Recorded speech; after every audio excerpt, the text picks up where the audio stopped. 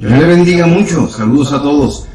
A manera de introducción quiero compartir con ustedes que he gozado la bendición de en el mundo secular tener muchos títulos. Sin embargo, hoy voy a publicar exclusivamente desde mi posición como el pastor Carlos Iron Boglio. ¿Qué te quiero decir con esto? Que todas las opiniones que voy a expresar aquí son exclusivamente la doctrina y la teología que yo predico desde los altares, tratando de mantener omitido cualquier opinión personal que haya nacido desde mi experiencia propia. De esa manera, lo que voy a contestar en este video va a ser solamente lo que yo predicaría desde un altar. Antes de pasar a contestar la pregunta directamente, en donde la Biblia enseña que la tierra es plana, tengo que explicarles que esta pregunta no provino de un feligrés, sino que provino de una persona que no se ha convertido, que no ha tenido experiencia dentro de la iglesia. Así que tengo que hacer el fundamento, tengo que preparar el fundamento correcto para que entiendas que no es una pregunta ignorante y no es una pregunta sin falta de fundamento. Verdaderamente hay razones de peso para que estas personas crean que la Biblia enseña que hay una tierra plana. Así que, con mucho respeto, voy a empezar por crear el fundamento. ¿De dónde viene la pregunta?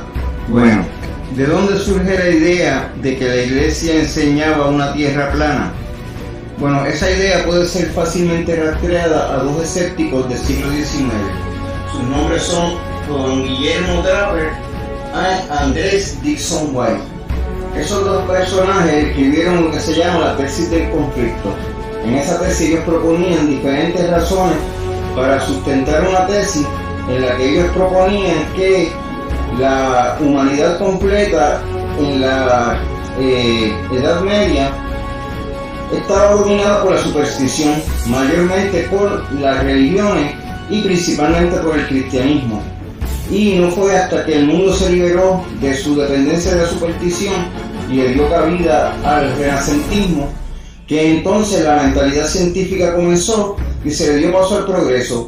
Hasta ese momento la iglesia, la doctrina de la iglesia y de las supersticiones que dominaban la conciencia de la humanidad estaban deteniendo el progreso científico. Para poder sustentar esa teoría ellos usan varios argumentos, pero uno de los más conocidos, y por eso voy a utilizarlo en primer lugar, no porque sea el orden cronológico ni porque fue el orden que ellos utilizaron, es la venida de Cristóbal Colón a América. Es de manera general de pensar, de hecho, fue lo que me enseñaron a mí en la escuela, me imagino que también a ustedes me enseñaron lo mismo. Cristóbal Colón viene a América porque él quería llegar a las Indias navegando hacia el oeste. Supuestamente la mayoría de la gente pensaba que la tierra era plana y Cristóbal Colón era uno de los pocos que sabían o tenían una inquietud de que la tierra no era plana sino esférica, y por eso él navega, él pasa tanto trabajo para conseguir un apoyo para su navegación, para su viaje, y finalmente cuando consigue el apoyo él viene a las Américas y regresa, y cuando regresa todo el mundo se convenció de que la tierra no era plana sino que la tierra era esférica. Ahora yo te voy a preguntar, ¿cómo es posible que en un viaje desde Europa hasta las Américas y de vuelta pueda probar que la tierra es esférica si él nunca llegó hasta el otro lado?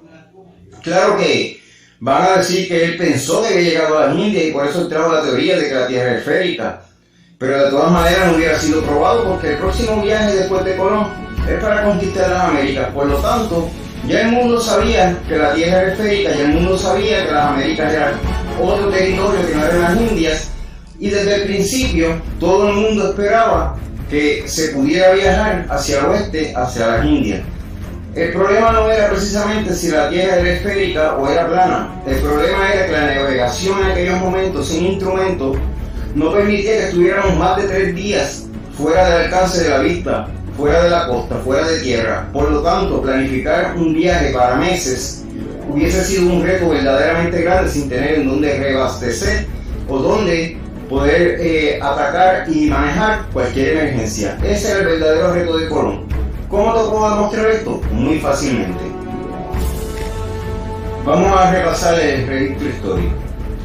En el siglo IV a.C., Aristóteles había presentado una teoría de una tierra esférica. Tomás de Aquino introdujo la enseñanza aristotélica dentro de la iglesia. Por lo tanto, la iglesia ya tenía acceso a la teoría y las enseñanzas de Aristóteles, que incluían una tierra esférica. Después de eso, en el siglo II a.C., Eratóstenes midió la circunferencia de la tierra efectivamente, con precisión. Por lo tanto, ya en el siglo II antes de la venida de Cristo, el mundo completo científico sabía que la tierra era esférica, y ya Eratóstenes había conseguido una forma de calcular completamente la circunferencia de la tierra.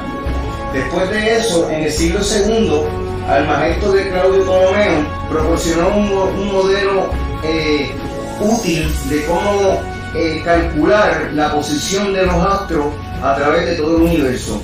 Es cierto que esa presentación que él hizo de la teoría era geocéntrica, pero de todas maneras no se basaba en una tierra plana, sino que era geocéntrica, basándose en una tierra esférica.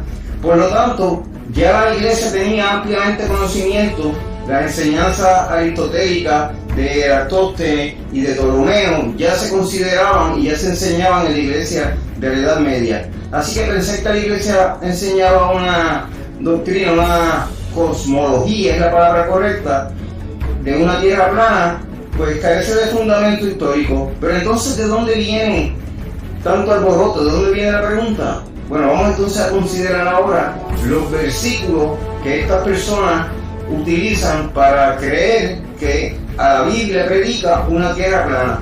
Tanto así que en el 2017 muchos de mis hermanos cristianos, por falta de estudio y por falta de conocimiento, yo voy a decir la palabra que siento en el corazón, por ignorancia científica, cayeron en la trampa de algunas personas que yo voy a llamar charlatanes, aunque tengan la mejor intención en el mundo de leer la Biblia literalmente. Utilizar versículos para transgiversar la cosmología que presenta la Biblia no fue responsable.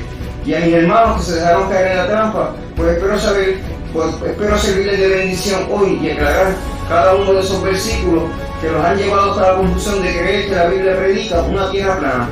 No, amigos, la Biblia nunca ha predicado una tierra plana. El mundo completo sabía hace 500 años que la tierra era esférica. Esa teoría de que Cristóbal Colón fue el primero en probar que la tierra era esférica carece de fundamento histórico. La verdad científica, para los que me invitaron a este pequeño tertulia, quiero decirles que la evidencia científica apunta a que el mundo entero sabía que la tierra era esférica, inclusive antes de la venida de Cristo. Pero vamos ahora a los versículos. Vamos a comenzar con los versículos que hacen referencia a las 4 esquinas de la tierra. Por teoría científica se sobreentiende que una tierra plana tendría un borde en el cual tú no podrías seguir navegando directamente y te irías por un abismo, cualquiera que sea la combinación. En una tierra esférica tú podrías viajar infinitamente en una dirección sin nunca llegar a un final. A menos, claro, que la tierra plana sea el concepto de una tierra plana infinita, pero en ninguna cosmología que yo haya estudiado de ninguna cultura nunca se ha mencionado una tierra infinita, un plano infinito como posibilidad para la tierra. Así que esa cosmología queda descartada automáticamente. De hecho, si la Biblia predicara una tierra infinita, un plano infinito, todo el mundo, la comunidad científica, hubiera hecho abuso del argumento y en estos momentos ya no estuviéramos ni siquiera discutiendo la Biblia, ya la Biblia hubiera desaparecido. Seguimos discutiendo este punto porque no ha podido todavía probar la Biblia incorrecta. Ahora bien, ¿dónde menciona la Biblia las 4 esquinas de la tierra? Vamos a ver a lo que se refiere. El primero de estos versículos lo vamos a encontrar en Apocalipsis 7:1. En este versículo habla sobre los 4 ángeles que están en los 4 ángulos de la tierra y que detienen los 4 vientos de la tierra. Primeramente sería verdaderamente como que estrechar el valor de la palabra cuando tratamos de hacer una interpretación literal del libro de Apocalipsis.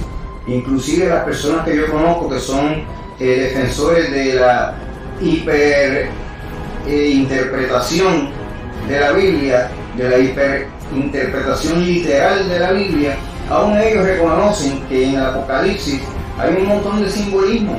Y esto se entiende cuando los números son usados en el Apocalipsis repetitivamente. Sabemos que es una figura idiomática, una figura poética usada en el momento. En este versículo en particular se está usando el número 4 para presentar una combinación en la que corresponden los 4 ángeles con los 4 vientos, con los 4 lugares, y de esa manera forman una manera poética de hacer la transición. Pero también nosotros todavía en el día de hoy utilizamos esa figura poética cuando hablamos de los confines de la tierra, de las 4 esquinas de la tierra. Todas esas maneras que utilizamos como figura poética es lo que aplica aquí en este versículo. Si te fijas bien, no está haciendo una referencia directa a la forma de la tierra, sino que en una figura poética menciona 4 ángeles, 4 vientos y 4 esquinas de la tierra. Ahora bien, cuando decidimos que esta forma poética, que esta figura en donde se mencionan las 4 esquinas de la tierra es una figura poética, bueno, pues ya es difícil verdaderamente pensar que las otras veces que se mencionan no son también una figura poética. De hecho, las otras 2 veces que se mencionan son también en Apocalipsis y se mencionan en una forma muy parecida a esta. Ahora bien, una vez que decidimos que esto es básicamente una figura idiomática y que es un modismo, y sabemos que los modismos son bien difíciles de traducir, yo no me imagino un montón de los modismos que utilizamos en español traducidos a otros idiomas. O sea, hay muchos modismos que verdaderamente, si lo hacemos la traducción literal, no hacen sentido. Y este es uno de esos casos en los que esto es solamente un modismo. Ya cuando determinamos que este es un modismo y que todas las veces que aplica es un modismo, se nos hace difícil entonces utilizarlo como base nosotros los cristianos para reforzar nuestra fe. ¿Y qué sucede? Que los escépticos utilizan estos versículos para acusar a la Biblia y tratar de ridiculizar la doctrina de la Biblia, porque de esa manera ellos podrían probar que la Biblia lo que hizo fue reflejar una de las cosmologías vigentes en el momento, pero que realmente no es inspirada, porque si fuese inspirada, Dios hubiese sabido desde el principio que esa no era la cosmología correcta. Pero aquí ya probamos que estos versículos no hablan de ninguna cosmología específica, sino que simplemente se están utilizando como figuras poéticas y como elementos que probablemente sean modismos traducidos. Para no abundar mucho en este concepto, hay otra frase que se repite 15 veces en la Biblia. Esta frase dice, fines de la tierra, pero nosotros utilizamos esa frase también muy comúnmente para referirnos a lugares apartados o lugares hasta donde la población llega, donde es habitable. En ese momento también muchas de las veces hace referencia al mundo habitable. Cuando habla de los confines de la tierra, habla hasta los confines de la tierra en donde hay vida. Habla de pueblos tan lejanos como los fines de la tierra. Y esa es una forma idiomática también, es una manera que es solamente un modelo, es una figura que podríamos decir que en la traducción se utiliza como un modismo, y no creo que verdaderamente sea de base para señalar a la Biblia de predicar una doctrina que se basa en una tierra plana. La verdad es que todas las 15 ocasiones que se menciona esa frase, todas son un modismo. Claro, siempre en mi libro, mi página está abierta. Si usted entiende que estoy equivocado, usted cómodamente puede aportar su comentario al final, y yo con gusto voy a reestudiar cualquier versión, cualquier parte, cualquier segmento que usted entienda que contradice lo que yo estoy diciendo. Yo con gusto lo voy a reestudiar. Pero las 15 veces que yo encontré la frase que dice fines de la tierra es claramente una expresión idiomática, así que no voy a entrar en mucho debate en cuanto a eso. Ahora, vamos ahora a esta otra parte en donde es un poco más retante, porque este versículo que ya pasamos lo usan los escépticos, pero los cristianos que predican una tierra plana no pueden hacer lo mismo, porque de hecho una tierra plana cuadrada no encajaría con ninguna de las cosmologías, con ninguno de los modelos de las cosmologías existentes hasta el día de hoy históricamente. Entonces, ellos no utilizan obviamente este versículo para respaldar una fe. Claro, los escépticos lo pueden utilizar para tratar de ridiculizar la Biblia, pero no así los cristianos, tratando de reforzar su argumento de que la tierra predica una tierra plana. Por lo tanto, vamos a ir al otro versículo que me enviaron en esta pregunta. Y en este reto, el otro versículo que me enviaron, obviamente fue leído fuera de contexto. El versículo está en Daniel 4:20 y dice: crecía este árbol y se hacía fuerte, y su copa llegaba hasta el cielo, y se le alcanzaba a ver desde todos los confines de la tierra. Entonces esta descripción se repite prácticamente igual en Daniel 4:11, pero ¿cuál es el contexto de este versículo? Verá, aquí los escépticos argumentan que para que un árbol tan alto que pueda ser visto desde todas las esquinas de la tierra, de todos los confines de la tierra, solamente sería posible en una tierra plana.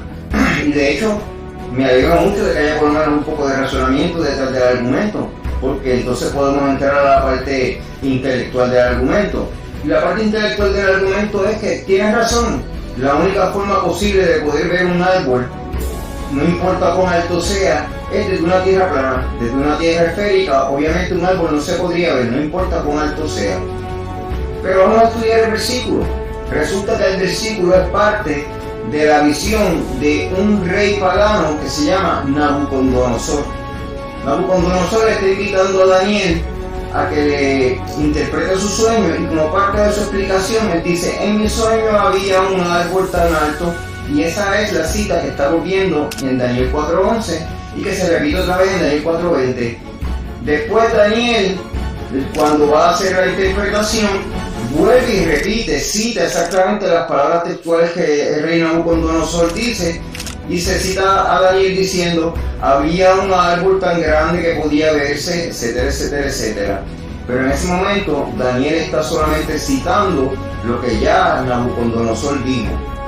Por lo tanto, aquí tenemos un escenario no tan complejo de analizar.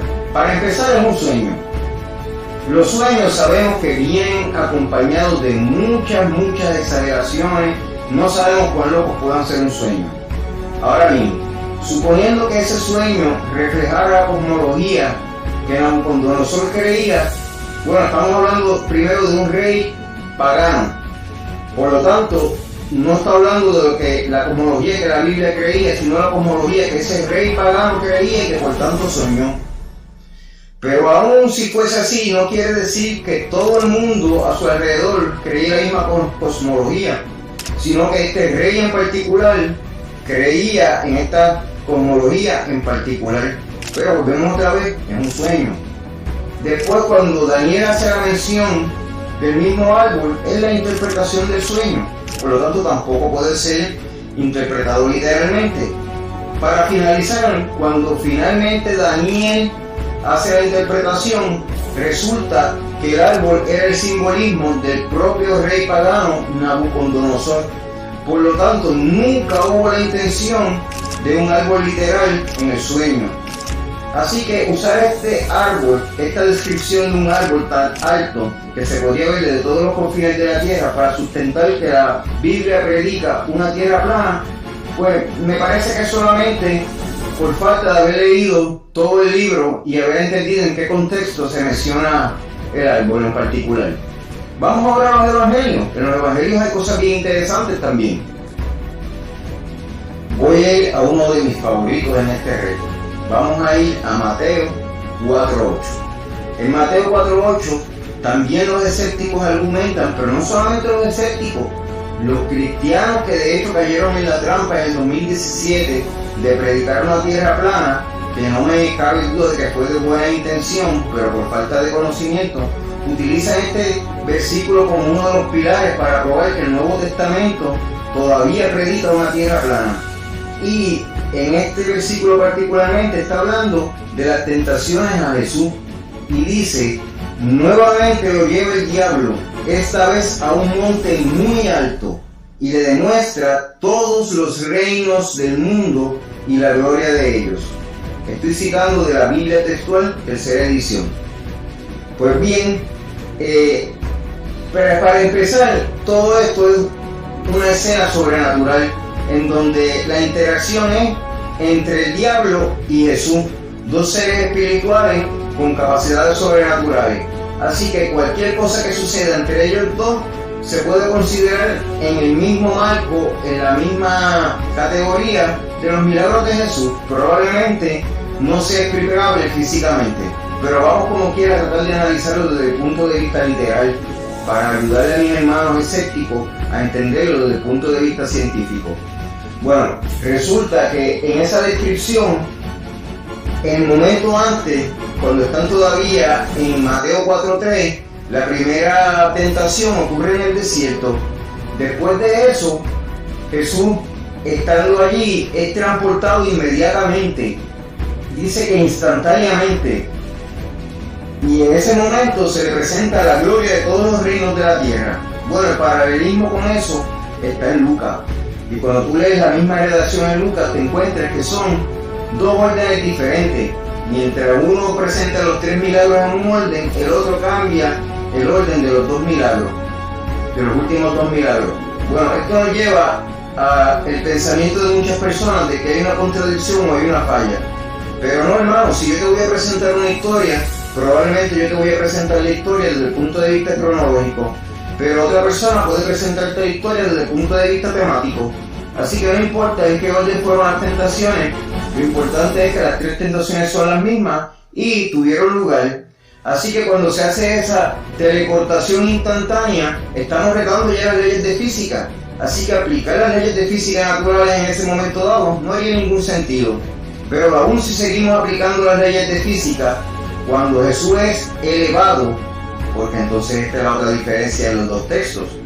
Mateo menciona que fue llevado a un monte bien alto, pero entonces en otro texto dice que fue elevado a un lugar desde donde él podía ver la gloria de todos los mundos. De las dos maneras, estamos presentándole las glorias de los mundos a un ser espiritual por parte de otro ser espiritual. Por lo tanto, las leyes de física ahí simplemente no aplicarían. Así que utilizar estos versículos para tratar de probar que la Biblia predica una tierra plana, de verdad que no me parece que sea un fundamento sólido como para dedicarle más tiempo a esos versículos particulares. Voy a cerrar este pequeño video explicándote que dentro de la omnisapiencia de Jehová, muchas cosas fueron omitidas en la Biblia para evitar el debate. Una de ellas fue la cosmología. La Biblia no predica ninguna cosmología particular. Y es a propósito, porque el hombre, según va evolucionando, va entendiendo mejor y mejor y mejor cómo funcionan los astros a su alrededor. Ahora imaginémonos la Biblia predicando esta cosmología, la cosmología que sabemos hoy, cuando se empezó a discutir la Biblia. Verdaderamente hubieran renegado completamente de la posibilidad de, aunque sea, considerar la Biblia como un documento real. Todavía hoy estamos discutiendo si la Biblia tiene valor histórico o no, porque nadie ha podido probar la Biblia falsa todavía. Así que mi conclusión es que la Biblia no presenta ninguna cosmología. Pensar que la Biblia predica una tierra plana verdaderamente es solamente falta de conocimiento, de haberse educado en la real historia de la cosmología que el mundo predicaba y la cosmología que la Biblia presenta, que para mi entender, después de 7 años estudiando este tópico, es ninguna. Lo bendiga mucho.